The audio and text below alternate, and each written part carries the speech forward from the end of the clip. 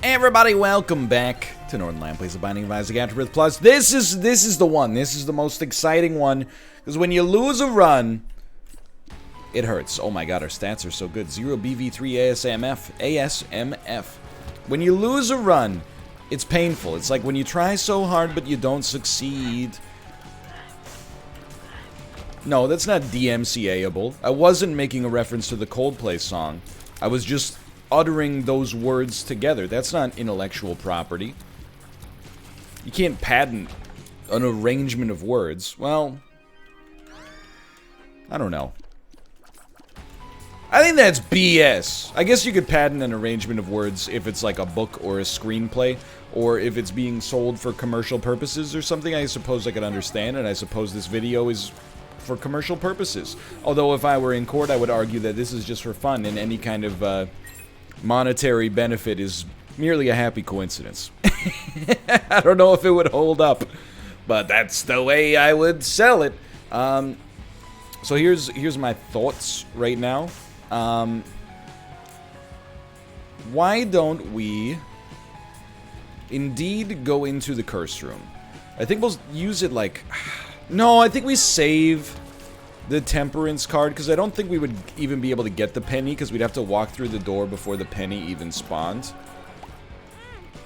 Isn't Penny the name of Inspector Gadget's niece, who actually solves all the crimes? Can I tell you, as a child, I actually... It did not dawn on me... Oh my god, these cats, dude.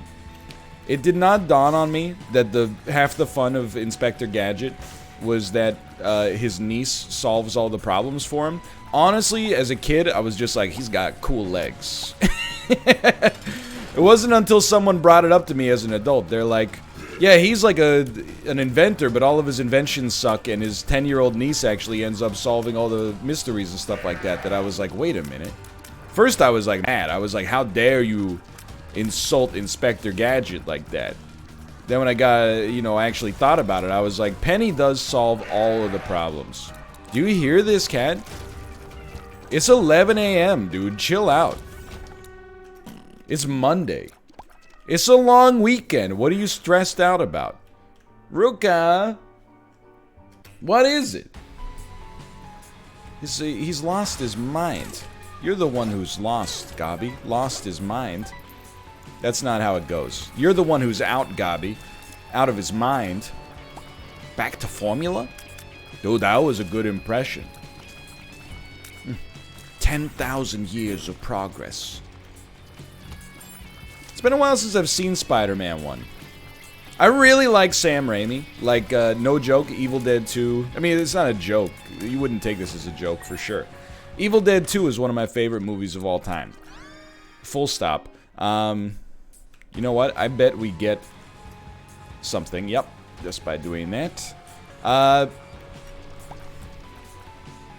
Where was I going with this? And oh, well, if you want to go on a tirade about Evil Dead, here's my thoughts, okay? I really look at Evil Dead 2 as like a horror comedy masterpiece. I think it's an unbelievable film. I think it's fantastic. I look at Army of Darkness as a fun movie that is not as good as Evil Dead 2, but still fun. But when people tell me like Evil Dead 2 is okay, but Army of Darkness is pog, that's where I'm like, you just don't get it, do ya? Evil Dead 2 is over the top, but it has some degree of restraint and artistry to it. Army of Darkness is again a movie I like. But at the same time, is a little bit more about the meme of the Ash mythos than it is about, one man slowly discovering his, I don't know, bizarre demon-killing nature over the course of, a bad evening. I guess what I would say is I prefer the setting of, like, a camping trip gone wrong, or like a cabin vacation gone wrong over the course of a single night, to something like, hey, you got traveled back through time. But anyway, I really like Sam Raimi, and I do really like the first Spider-Man film. I saw it in theaters, as did many of my peers, because it had the highest grossing opening weekend for quite some time. I believe it made like $102 million at the box office its opening weekend in the summer of 2002. And it was the highest grossing weekend in box office history. No, it wasn't. That's Titanic. You really want to argue about this one? Titanic had a slow burn. Hold on. Okay, that's fine. Yo, it's very fine. We used the D1 properly. Titanic did indeed hold the record for the longest cumulative box office gross. Okay? But Titanic was not a film that had a strong opening weekend and then that carried it to $1 billion domestic, okay? Well, 700 million without adjusting for inflation. However, it opened small. It wasn't really insanely popular. However, word of mouth carried that, combined with its release in the holiday season, to allow it to be one of those movies that stayed in theaters for 4 months, 5 months. And then, over the course of that staggering length of time, it managed to get to that level. I'm not taking anything away from the film Titanic. As a youngster, I admonished the film, but that was because all of my classmates had a crush on Leonardo DiCaprio, and quite frankly, I was jealous. Now, as an adult, I can come to understand that it might not be my favorite movie of all time, but I think it is quite good. Anyway. Go look it up! Spider-Man 1 had the biggest opening weekend box office at the time of its launch. If you doubt me, you owe me a Twitch subscription right now, as far as I'm concerned. Right now! Nothing there, okay.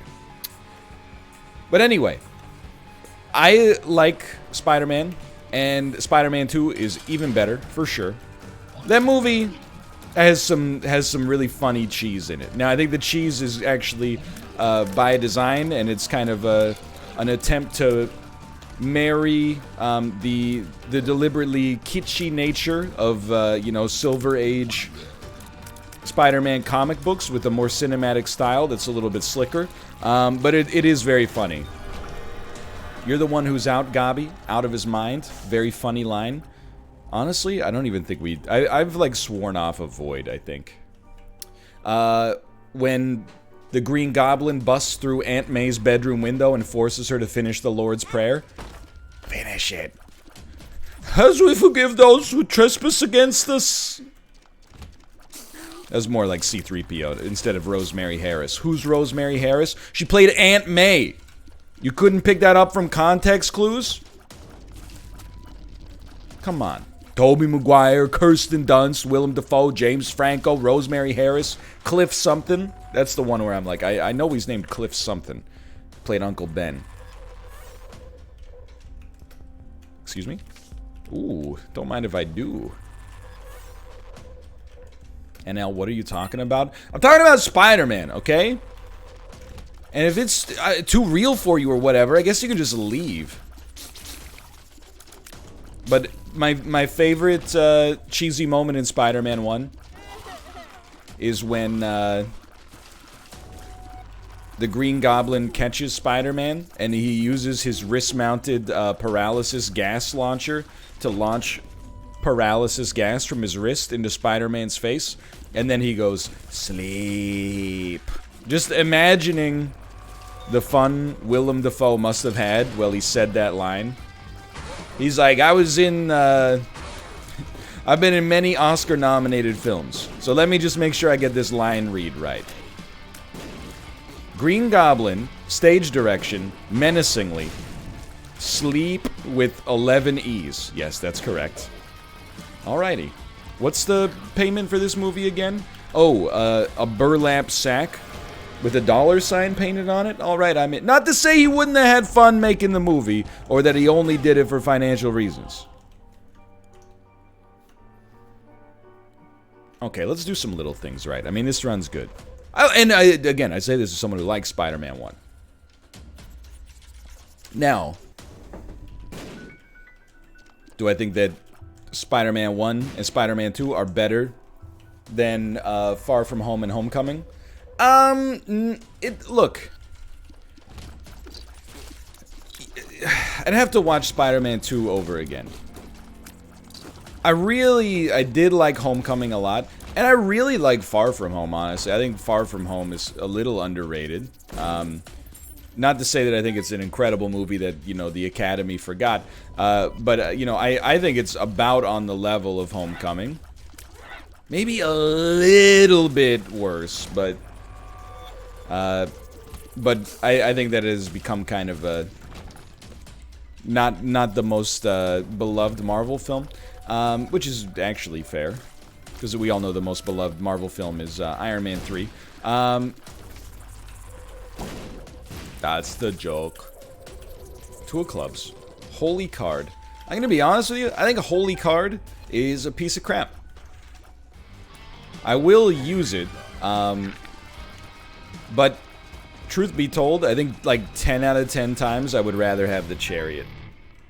We do have a guppy item, so I'm gonna take the left hand here, and we could duplicate red chests and maybe get something out of it. I don't know, man. This one's getting a little funky. Where's my chariot? Don't pick up that yet. Yeah. Don't pick that up yet. What's our card though? Devil? I'll just use that. That's something we'd rather not have on the ground. We don't have the ability to get another battery charge without maybe buying one from the shop, if it even exists, so I guess we will just consider playing the Demon Judgment. And I don't mind this, actually. I think we got the HP necessary to be pretty pogged. Yeah, sure. That's not good, but, you know, didn't screw us. Okay. I'm stupid sometimes. Full stop. We'll blow this up and see what we get. Sure. It's good for deal with the devil in the future, and we're gonna get one on every single floor up till the end, so that's good. But yeah, I mean, I'm a big Sam Raimi fan. Sometimes people, you know, they call themselves Raimi stans just because they like the Spider-Man films, just because they like Spider-Man 3 more than their friends. They think that makes them some kind of, like, film pariah. Well, maybe it does, but, you know, don't shoot the messenger. Sometimes people are pariahs because they're wrong. You know, you're not always just going to be in the right because you know a very elegant word to describe your situation. That being said, if you consider yourself a Sam Raimi fan, name 5 of his films. Just joking. If you consider yourself a Sam Raimi fan and you have not seen Drag Me to Heck, I would encourage you to do so. If you consider yourself a Sam Raimi fan and you have not seen Darkman, starring Liam Neeson, I would highly encourage you to do so. In fact, I had a great day of awakening. I remember it was the summer between my 12th grade and my freshman year of university. I was friends, well, I still am friends with this guy, that had, like, you know, it's not a complicated situation. I just want to make sure I explain it right. I had, like, a core group of friends, but then one of my friends was also friends with a group of people I had never hung out with. So, you know, there's kind of, like, intersecting social groups here. And one day, he was like, hey, we're gonna go, like, you know, watch some movies in this one friend's basement. You want to come over? And I was like, yeah, that sounds like fun. I'm in 12th grade. I have 3 months until I leave for university, and I don't have a job. So, you know, what am I gonna be like? No, I'm busy. So I went over, and we watched Darkman first. And I was like, this is a lot of fun. I enjoyed the movie greatly. Then we watched Evil Dead 2, and I went, yo, this is amazing. One of them was very much into Samuel Raimi, and that was kind of my my Sam Raimi awakening. And then I went, whoa, what the heck? This guy made Spider-Man, which I had already seen, of course, because it was the highest grossing individual weekend of any film in box office history hither to that point. Later broken by several movies. I don't know what holds it now. It would surprise me if it's not Endgame. Biggest domestic opening weekend ever. Endgame, 357 million. Avengers Infinity War, 257 million. The Force Awakens, 247 million. The Last Jedi, 220 million. How about that? How about that? Times have changed, because that Spider-Man, when it made, again, I think it was like $102 million that one Friday in 2002. Hold on. My brain is telling me it's June 2nd, but let me check. Spider-Man 1 release date, American cinema. May 3rd. I was off by 1 twice. Anyway, it made like $102 million or something like that. Maybe my numbers are slightly off. Now we're talking about a $357 million opening weekend. That's wild. HP up. I don't know what I'm talking. I'm just reminiscing now. Are you reeling in the years? Again, not DMCA. Steely Dan, you can't DMCA me, okay? Why? I don't know if this will hold up in court, but I'm a fan. You can't DMCA fans. You can only DMCA people who are insulting you, right? That's the way it works? Something along those lines. That's definitely not true, by the way. But again, whenever people feel the need to add a legal disclaimer to a joke, I am like, honestly, if you listen to me for law advice that's clearly sarcastic in a one-off video game video, you kind of, you know, you get what you deserve, no offense. Well, in my defense, Your Honor, a guy I listened to on YouTube very offhandedly made a clear joke one time about the MCA, so I believe this will exonerate me.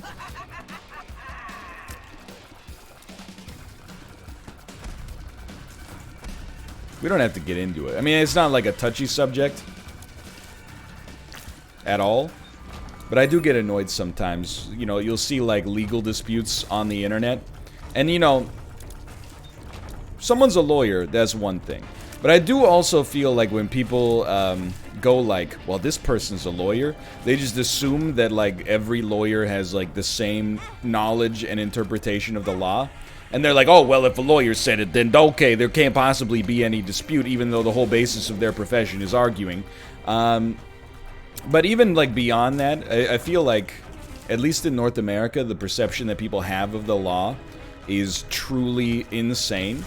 And the example I always go back to is that I truly believe at least 75% of the general population believes that if you sign a contract, you are legally beholden to everything in that contract, even asinine stuff. Like illegal clauses, you know, to put it as boringly as possible. But they're like, well, you should have read the fine print if you didn't want to give me all of your stuff by Thursday, August the 6th, you know? And then the judge is like, there's nothing I can do. You used a pen to sign your name. The words of power have been sealed, you know? Like, don't get me wrong, I read a lot of contracts. And I'm not a contract expert, but I know people who are. And I feel like when I read, you know, like my first 100 contracts in the industry, you're always looking for stuff that's like, hey, where's the clause that's like, if you say the F word, give me $1 million. I'm not going to say that bad contracts don't exist, because that's truly asinine as well. But you're not really, and I genuinely do think this is how a lot of people look at like legal documents. They look through the legal document as like, you know, hey, where's the gotcha in this one? And it's good. You should always read the fine print. I'm not telling you not to have a lawyer look over your contracts. However, most contracts, at least in my line of work, are pretty much boilerplate, the exact same thing. You know, do this for us, and you know, we'll cancel this arrangement if you know, say something truly heinous on stream. How about that? You know, that's easy enough. There are gotcha contracts, but I mean, where I'm going with this is not like, hey, don't read your contracts. It's much more like, I wish that people, whenever like a horrible contract that's clearly illegal was signed, would stop going into the comments of like local news websites and being like, well, if they didn't want to give up their child to the Ford dealership in the event of non-payment, then they should have read the contract before they signed it. I'm not saying I side with the Ford Motor Corporation on this one. However, that's why I always read my contracts so I don't accidentally have to, you know, sign over my soul to them in the event that I break my lease slightly. Where are we at? We must be on Necropolis 2. We are.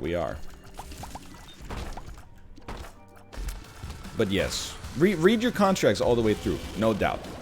Every time. However, I'm not going to say that nobody's going to try to get you with a gotcha.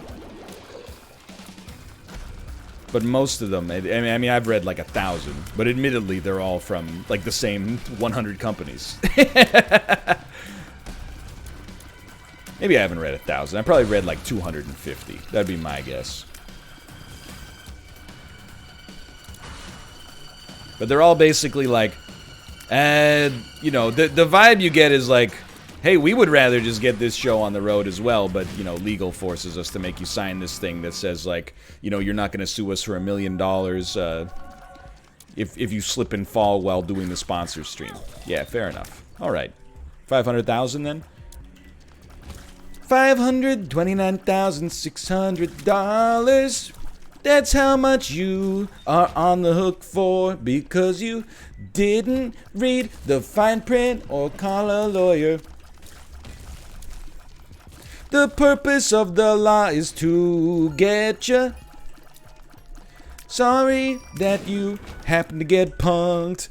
There's no consumer protection from bad actors, honey. I don't know where we're going with this. Anyway. I'm not a legal expert. That's all I'm gonna say. Seasons of La Tort Law. Seasons of La. Okay, it's Rent. You don't even have to change the title of the play.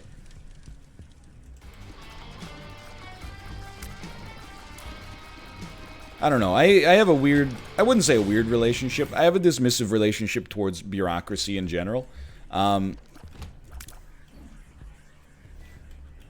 I think it started, honestly, when I went to get my driver's license, when I was 16. And when I was at the DMV, I gave them my birth certificate, and they were like, oh, we can't take this, it's laminated. And I was like, what?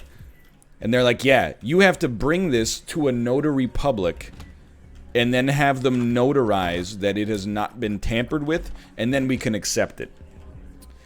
I was like, I mean, I just went, okay. But in my head, I was like, I gotta pay somebody like $100 to look at this laminated thing and be like, yeah, that's birth certificate, all right. And then, like, I know that notaries go through a little bit more than that because we had to go through a notary to when we closed on our place. But the way I understand it is that a notary is like a guarantor that does make sure that things are what they say they are, but also translates legalese into common English so that you can actually understand it. The number of times when we had our notary meeting that he was like, so on line 74 it says you'll pay this amount of money. What that means is you're going to pay this amount of money. Do you understand? And you're like, yes. Yes, sir. Mr. English Colonel. Telling me to lose weight. I ain't a baby. Austin Powers. But there's been a lot of situations over the years. And again, this is one man's experience, not what I would suggest as your reason. Like, don't base your life decisions around this. Where like sometimes you'll need to sign a form to complete a purchase or a transaction, and they'll ask for like a piece of information on the form, and you'll be like, I don't have it on me. Is that okay? And they'll be like, well, we really should have it, but if you don't have it, that's fine. Just sign it anyway. Like the. I'm sorry if I'm exposing some bureaucratic secrets here. The number of times that I have, and it's not even get away with, it's just like they'll ask for something, you know, asinine that is impossible to derive, and then you're like, yeah, I don't really know, and they're like, oh, that's fine. I'm like, well, if it's fine, why'd you ask? You know, you clearly don't need it. I am not a prodigious form fill-outer. Let me put it that way.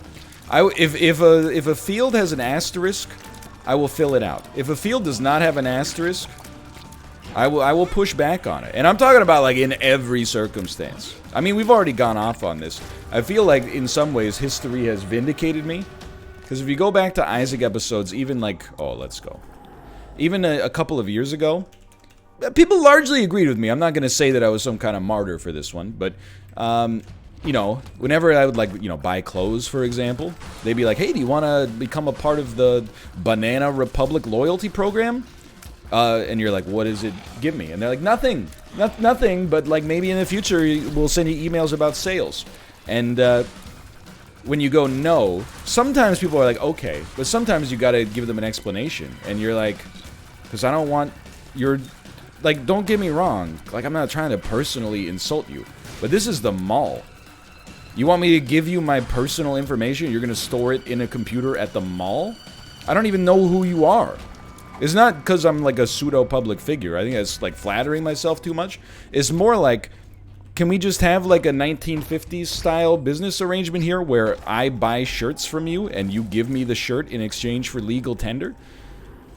And of course, you know, I mean, this was not pre, you know, every company having a major data leak, but, you know, that inspired it, and now that, like, all these companies have clearly just, like, don't give a crap about information security until it's too late, I feel like I kind of look smarter than I originally did.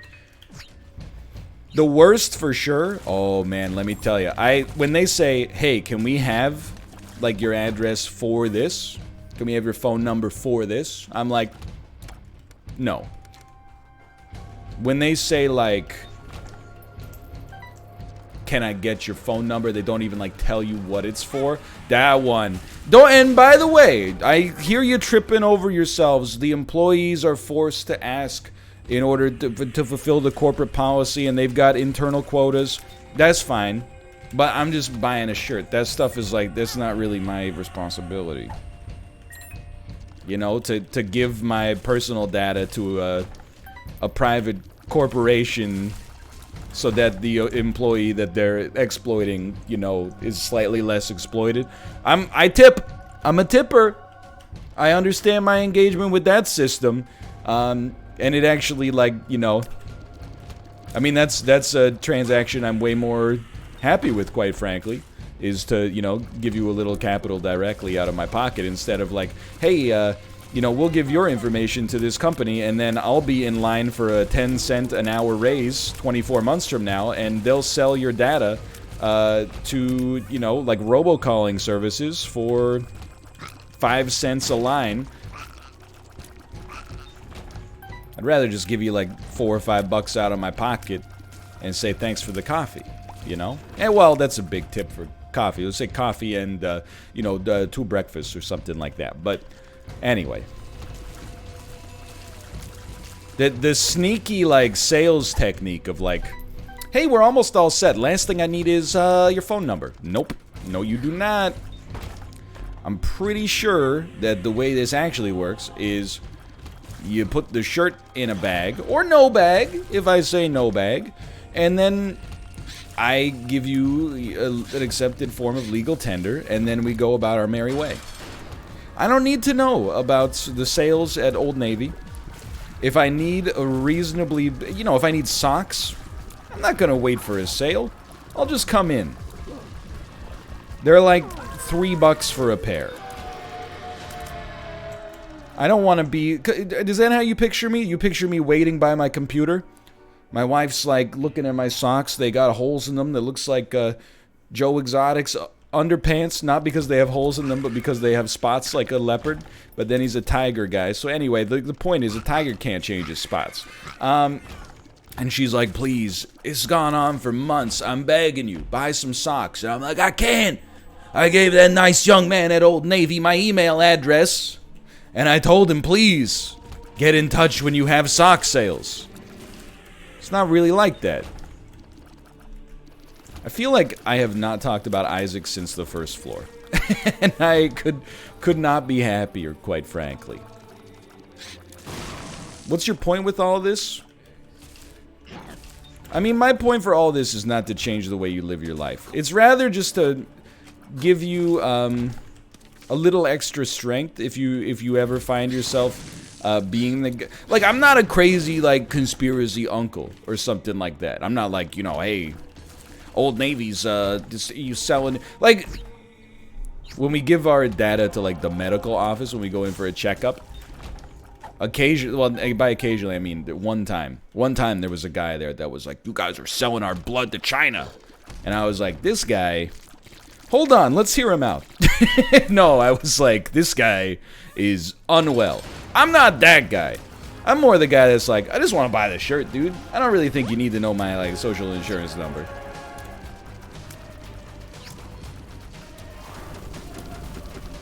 Just let me get the shirt. I don't understand why we got to bring all these documents into it. Anyway, I don't know what I'm talking about, really. By the way, you might think that this was a mistake. You would be right, but I'm going to pretend that it wasn't. I'm going to pretend that we just, that this is exactly what I meant to do, and all we need to do is become Guppy for that to come true. Great teleportation.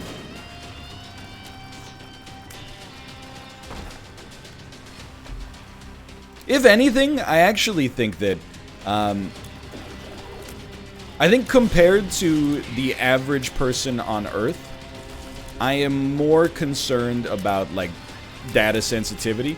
But I actually think compared to the average person watching these videos, I'm either, like, a peer, like, we have similar views, or alternatively, I'm, maybe even a little bit liberal with my data as compared to the average watching this video. You know, I'm not one of those people who's like, I don't use Google because they track me. And I'm not even, I shouldn't have even said that in that voice, because, you know, I know we're on Google right now watching this video, but unless you're watching it off-site, in which case, excuse me, you dare pull hard-earned fractions of a penny out of my pocket? How dare you? But that's, you're a fan, so I can't DMCA you. Wow. Hoisted by my own petard. How about that? All I'm saying is, if anyone ever gives you guff for like, hey, why didn't you give the Jugo Juice your email address? Don't be weird, dude. They just need your email. They don't need your email. I gave my email to my local coffee shop like 2 houses ago. I've never opened a single email. They're all just irritating. You know, every single email is some variant of like, coffee's on sale. Yeah, it's the same price every day. Hey, come in and try our cinnamon buns. I've never eaten a cinnamon bun from your coffee shop in my life. I just went there for the I'm pretty sure you gave me a free small coffee once, and I'm not sure the trade-off is worth it, you know? I saved $1.25. I've gotten 30,000 emails from you. Probably could just unsubscribe, but then that's labor. So you should pay me. Anyway, for now, thanks for watching. I hope you guys have enjoyed this. If you did, click the like button. We're up to 10 wins in a row, and I'll see you next time. See ya.